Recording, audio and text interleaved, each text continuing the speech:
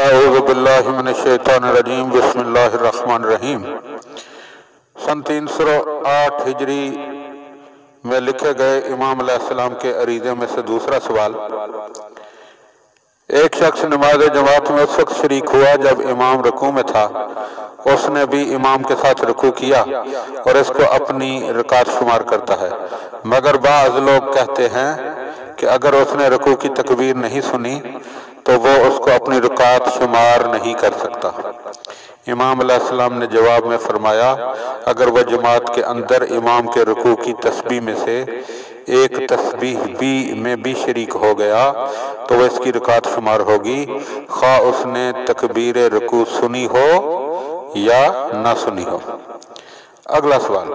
ایک شخص ظہر کی نماز پڑھ کر عصر کی نماز پڑھنے لگا۔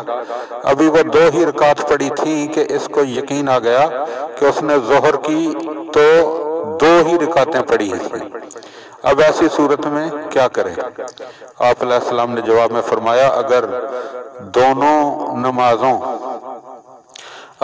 نمازوں کے درمیان کوئی ایسی بات ہو گئی تھی کہ جس سے نماز قطع کرنی پڑی تھی تو نماز ظہر کا اعادہ کرے گا، اور اگر ایسا نہیں ہوا تھا تو اس آخری 2 رکعت یعنی جو 2 رکعتیں پڑھ چکا ہے ان کو ظہر کی 2 رکعتیں قرار دے گا اور اس کے بعد نماز عصر پڑھے گا۔